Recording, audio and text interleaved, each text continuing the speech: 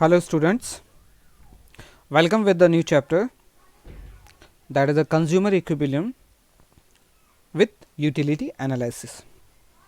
Okay, in this chapter we will discuss about some concept of the utility, what are the means of the utility. After then there is a two measures of the utility. One is the cardinal approach and the another is the ordinal approach. After then we will see the difference between the total utility and the marginal utility, and there is a one law of which shows by this utility analysis, that is the law of diminishing marginal utility or law of DMU, and at the last the consumer equilibrium. Okay, जब भी हम बात करते हैं economics की, basically there is a two persons, one is a consumer and another is a producer. और जो हमारी बुक है माइक्रो इकोनॉमिक्स, इसमें हर चैप्टर में या तो हम किसी प्रोड्यूसर को डेडिकेट करते हैं चैप्टर या किसी कंज्यूमर को. ओके, यानी कि this chapter is related to the consumer. That's while इस चैप्टर का मेन ऑब्जेक्टिव होगा how the consumer get maximum satisfaction. Okay, और जब भी कोई चैप्टर किसी प्रोड्यूसर से या प्रोडक्शन से रिलेटेड होगा, उस प्रोजेक्ट का मेन ऑब्जेक्टिव थीम होगा to maximize the profit. Okay, but this is the chapter of consumer equilibriums, जिसमें उसका एक मोटिव होगा कि how the consumer get maximum satisfaction with his given resource. और इसके लिए हमारा जो अप्रोच है, we will use the utility analysis. Okay, so first of all, who is a consumer? As we know that the act of using of the goods and services to satisfying wants is called the consumption, and the person who consume is called the consumer. Basically we can say that a person who consume goods and services for his satisfaction is known as a consumer. Okay, generally such a decision is taken by family units, which is called the household, when which kind of a goods we have to produce, what to produce, how to produce. This kind of a decision was at the lower limit was taken by the household sectors, और जिसको हम आज के date में consumer कह सकते हैं. Thus consumer can be defined as a person who take decision about what to buy for the satisfaction of his want, both as an individual or as a household level. Now come to the main topic of this, that is the utility analysis. Basic economic studies about the two aspects of the consumer behavior. First, what is the basis of the allocation of the expenditure by rational consumers between the different goods desires. Technically हम इस terms को कहते हैं consumer equilibrium. मतलब कि consumer, एक rational consumer किस तरह से अपने रिसोर्स को दो गुड्स में इस तरह से एक्सपेंडिचर करता है कि वो मैक्सिमम सेटिस्फेक्शन लेते हैं, और इस कॉन्सेप्ट को हम कहते हैं that is the consumer equilibrium, which is our chapter. And another second is the what is the reactions of the consumer to be change in the price of the commodity to be desire to buy. Okay, generally when the price will be changed, the desire to buy that commodity is changes by the consumer. यानी कि जैसे जैसे price change होती है, उसके consumer उसको खरीदने की ये या तो तैयार होगा या नहीं तैयार होगा. और इस बिहेवियर को कंज्यूमर के हम कहते हैं that is the law of demand. Okay, basically these two aspects of the consumer behavior are studied under the two approach, that is the namely the utility analysis and the indifferent curve analysis. Okay, there is a two method to find the consumer equilibrium. The first analysis is known as the utility analysis and another is the indifferent curve analysis. Utility analysis is the oldest approach to the study of the consumer behavior. It was given by the Professor Alfred Marshall. The whole explanation of the consumer behavior revolves around the consumption concept of the marginal utility. Is it clear?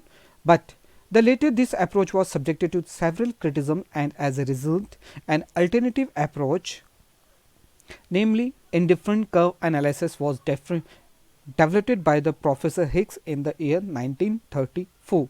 Okay, basically जब हम एक consumer का analysis करते हैं, उसके behaviour का analysis करते हैं या कंज्यूमर इक्विलिब्रियम की बात करते हैं, there is a basically two approach.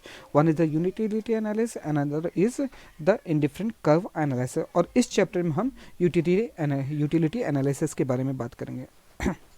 Now first of all, what we think about the utility.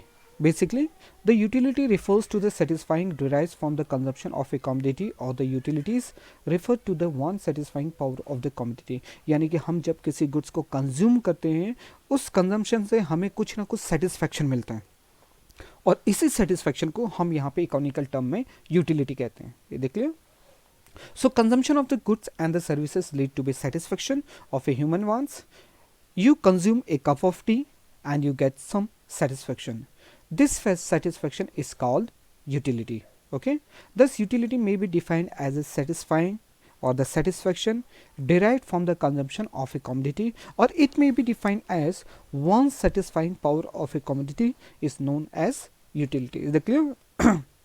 So utility को एक शब्द में हम ये समझ सकते हैं कि हर गुड्स को कंज्यूम करने से जो भी हमें सेटिस्फेक्शन मिलता है, दैट इज द यूटिलिटी, और इसको हम जिसमें रिप्रेजेंट करते हैं उसको हम, उस यूनिट को हम यूटिल्स कहते हैं. Is the clear? That is या तो यूटिलिटी या the other word is utils. Now there is a two measurement to calculate this utility और the consumer equilibrium. We can measure the satisfaction in terms of the some units. Okay, there is a two method. One is given by the Professor Hicks, another is by the Professor Marshall. The Professor Marshall believed that the measurement of the satisfaction in terms of the some cardinal number like the 1, 2, 3, 4, etc. Thus, when you consume a cup of tea, you can express your satisfaction as equal to 2 utils or the 3 util. This is called the cardinal measurement of the utility. मतलब कि professor martial का ये कहना है कि अगर हम कहें किसी व्यक्ति को कि उसको मैगी कितनी पसंद है, कोई व्यक्ति उसको रैंकिंग देगा 2, कोई व्यक्ति उसको 5, कोई उसको रैंकिंग देगा 10. मतलब कि according to the professor Marshall जो व्यक्ति उसको 10 नंबर दे रहा है आउट ऑफ 10, इट्स मीन्स कि उसको मैगी बहुत ज़्यादा पसंद है, लेकिन जो उसको नंबर दे रहा है 2, यानी कि उसको सेटिस्फेक्शन दे रहा मिल रहा है कम. इस देख ले, दैट इज द 2 यूनिट्स और द 2 यूटिल्स, 3 यूटिल्स. इस तरह से हम इसके अंदर नंबर्स में हम अपना सेटिस्फेक्शन शो करते हैं. But other concept is given by the Professor Hicks, who believes that the satisfaction cannot be ranked.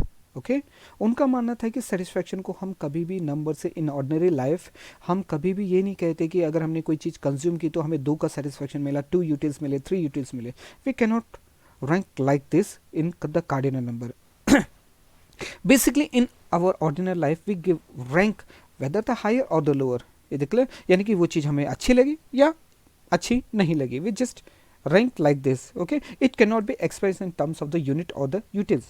Thus what you can say is that a cup of tea give you the greatest satisfaction than the cup of tea. यानी कि example सीजिए कि हम जब बात करते हैं there is a 2 things, या तो टी या तो कॉफ़ी. जिस व्यक्ति को कॉफ़ी ज़्यादा सेटिस्फेक्शन देगी वो उसको हायर रैंक देगा और टी को नहीं देगा, लेकिन जिसको टी पसंद है वो टी को हायर रैंकिंग देगा और कॉफ़ी को लोअर रैंकिंग देगा. ये देखिए, यानी कि टी पिएगा, कॉफ़ी नहीं पिएगा. ये देख ले. But you cannot say that a cup of tea will give you the 3 utils of the utilities and the cup of coffee give you the 2 utils. यानी कि हम उसको नंबर में रिप्रेजेंट नहीं करते, और यही कॉन्सेप्ट कहलाता है ordinal measurement of utility. Okay, so cardinal measurement of the utility means that the utils or the satisfaction can be measured in terms of the cardinal numbers like 1, 2 and 3. Okay, and the ordinal measurement of the utility means that the utility or the satisfaction can be only be ranked higher or the lower. It cannot be expressed in terms of the number. Now, what is the difference between total utility and the marginal utility? Is that clear? That is the main things in which our chapter is dependent. That is the total utility and the marginal utility. Total utility is represented by the TU and the marginal utility by MU. Total utility is the sum total of the utilities derived from the consumption of all the units of the commodity. Is that clear? यानी कि हम जैसे जैसे किसी goods को consume करते जाते हैं, पहले यूनिट से हमें कुछ कंजम्पशन मिलता है, सेकंड से कुछ कंजम्पशन में, थर्ड से कुछ, यानी कि जैसे जैसे हम किसी यूनिट का कंज्यूम करते जाते हैं हर यूनिट से हमें कुछ ना कुछ सेटिस्फेक्शन मिलता है. जब हम सारे सेटिस्फेक्शन को जोड़ देते हैं that is known as the total utility. ये देख लिया, ठीक है. यानी कि जैसे मान लीजिए हमें पहली रोटी कुछ सेटिस्फेक्शन देती है, दूसरी यूनिट कुछ सेटिस्फेक्शन देती है, तीसरी यूनिट, यानी कि हर रोटी से मिलने वाले सेटिस्फेक्शन को जब हम जोड़ देते हैं that is the total utility. And another is the marginal utility जिसको हम MU कहते हैं. Okay, MU it's refer to the additional utility on account of the consumption of additional unit of a commodity.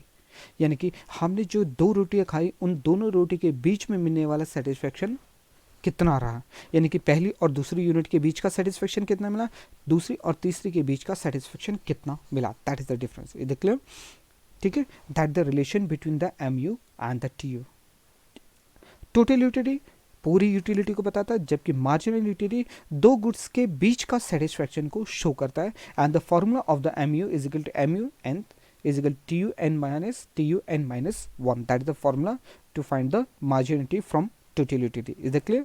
So there is a one schedule is given there. Schedule means the table, but यहाँ पे हम table word use नहीं करते, we will use the schedule. In the first column, that is the consumption of the commodity of the X unit, which is from 1, 2, 3, 4, 5. Okay, and at the second unit, that is the total utility of X 100, 190, 270, 340, 400.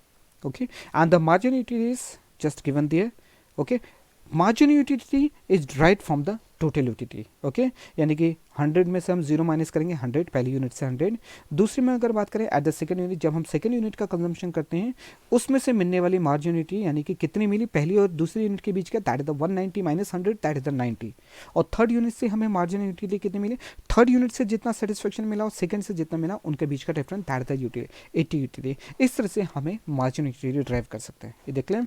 And from the margin utility we can also calculate the total utility, यानी कि margin utility में जो पहली unit consume किया that is the 100, 100 में जब 90 plus कर देंगे दैट इज द 190, और 190 में जब हम 80 प्लस कर देंगे दैट इज द 270, 270 में जब हम 70 प्लस कर देंगे दैट इज द 340, 340 में हम जब 60 प्लस कर देंगे दैट इज द 400। यानी कि टोटल यूटिलिटी से हम मार्जिन यूटिलिटी और मार्जिन यूटिलिटी से हम टोटल यूटिलिटी ड्राइव कर सकते हैं। Is it very easy? No, that is the total utility and the margin utility curve.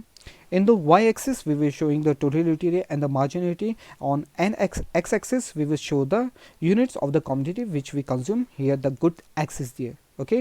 In the red color, that is the total utility curve, which will increase, and at the maximum point, it will be decline. ये देख लें, and the margin utility is going downward. Okay, इसको इस तरह से समझिए कि जैसे जैसे हम किसी गुड्स को कंज्यूम करते जाते हैं मार्जिन यूटिलिटी एक लेवल तक बढ़ते चले जाती है, ये देख लें। लेकिन उसके बाद भी हम अगर गुड्स को कंज्यूम करना शुरू करें तो उससे मिलने वाला सेटिस्फेक्शन डिक्लाइन हो जाता है, ये देख लें।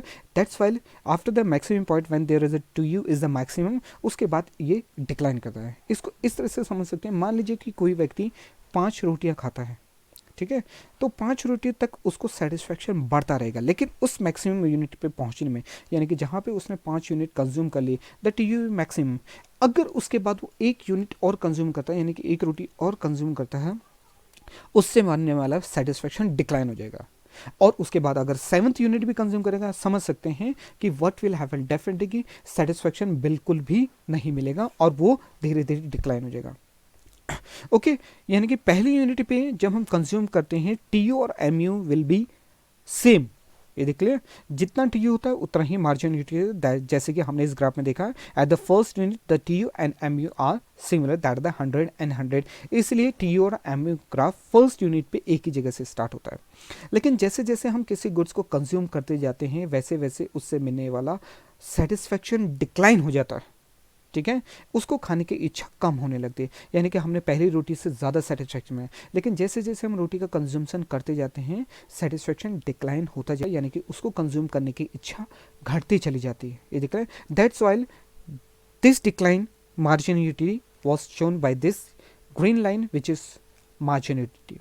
ओके, जहाँ पे TU मैक्सिमम होता है वहाँ पे मार्जिन यूटिलिटी 0 हो जाती है। मतलब कि जब हमने एक व्यक्ति ने 5 रोटी का कंजम्पशन कर लिया, अब उसके खाने की इच्छा बिल्कुल भी नहीं रही, यानी कि he will fully satisfy, at that condition MU becomes the 0, ये देख लो। No, relation between the TU and MU, as more and more unit of the commodity are consumed, margin utility derived from each successive unit tend to be diminishing and it may be 0 or the negative।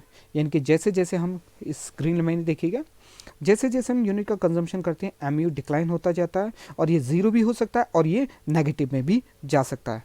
Okay, total utility is the sum of the margin utility, जिसको हम फॉर्मूले में ऐसे show करते हैं, total utility is equal to sigma MU, ये देख clear, means कि वी कैन, अगर हम मार्जिन यूटिलिटी को ऐड करते चले जाएं तो हमें टोटल यूटिलिटी मिल जाएगी, जैसे कि हमने अपने शेड्यूल में देखा था, is the clear.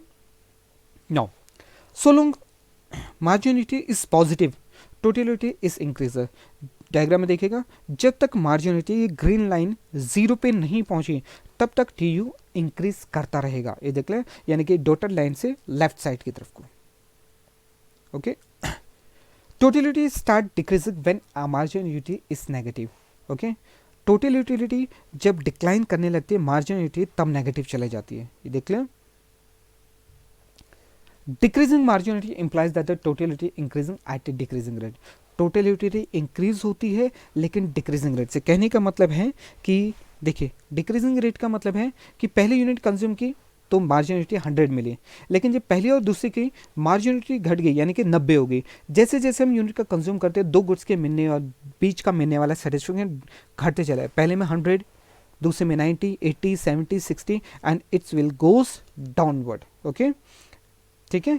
So last point, decreasing marginality implies that total utility increasing at a decreasing rate. Decreasing rate का मतलब है कि मार्जिनल यूटिलिटी के बीच का गैप यानी कि दो यूनिट से मिलने वाला सेटिस्फेक्शन डिक्लाइन होने लगता है. अब there is a very important law, that is the law of the diminishing marginal utility, जिस पे हमारा पूरा ये कॉन्सेप्ट डिपेंड करता है. The law of the diminishing marginal utility or the diminishing utility states that, because this is a law, that's why we are using the word states, S-T-A-T-E, बताता है that as more and more units of a commodity are consumed, marginal utility derived from every additional unit must be declined. यानी कि इस law के according जैसे जैसे हम किसी गुड्स को, कमोडिटी को कंज्यूम करते जाते हैं, हर अगले यूनिट से मिलने वाला सेटिस्फेक्शन डिक्लाइन हो जाता है. ये देख लें. अगर ऐसा नहीं होगा, अगर उसकी मार्जिनलिटी डिक्लाइन नहीं होगी, ना ये ज़ीरो होगी, तो इसका मतलब है कि कंज्यूमर उस गुड्स का कंजम्पशन कंटिन्यू करता चलता जाएगा. हम चाहे भी किसी भी गुड्स का कंजम्पशन करें, किसी भी सर्विसेज का कंजम्पशन करें, मान लीजिए कि कोई गुड्स हमें बहुत ज़्यादा पसंद है, लेकिन उसका मार्जिनलिटी ज़ीरो होना भी कंपलसरी है, तभी वो उस गुड्स का कंजम्पशन स्टॉप करेगा, otherwise he will continue to करें. यानी कि चाहे कोई भी गुड्स हो, कोई भी सर्विसेज हो, the law of diminishing hold that goods. यानी कि जितने भी गुड्स एंड सर्विसेज सब में law of diminishing marginal utility hold रहती है, यानी कि उन पे इम्प्लीमेंट होती रहती है. अगर किसी व्यक्ति को घूमना पसंद है, उसमें भी law of diminishing marginal utility implement होती है. यानी कि घूमने का भी उसका एक लेवल, एक दिन, 2 दिन, 1 महीना, 1.5 महीना, उसके बाद वो उस चीज़ से परेशान हो जाता है and he will stop to use that services. Is it clear?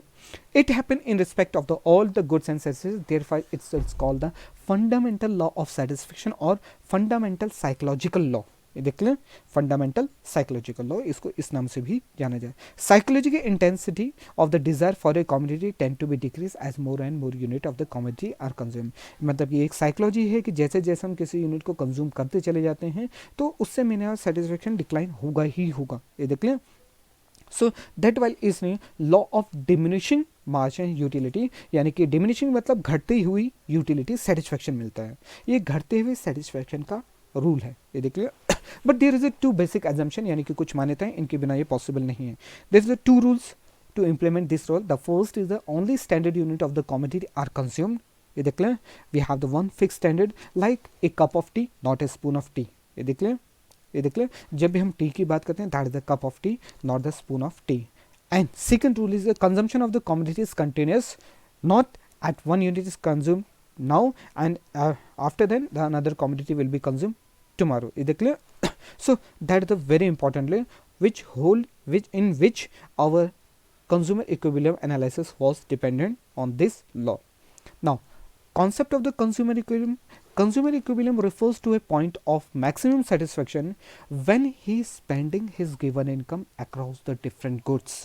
Okay, in other words, we can say that a consumer is in states of the equilibrium when he allocate his given income or the resource to the purchase of different goods in such a manner that he get the maximum satisfaction. ये देख लें. यानी कि वो अपने resource, अपने income को different goods में इस तरह से एक्सपेंडिचर करें कि वो मैक्सिमम सेटिस्फेक्शन ले सके. ये देख लें.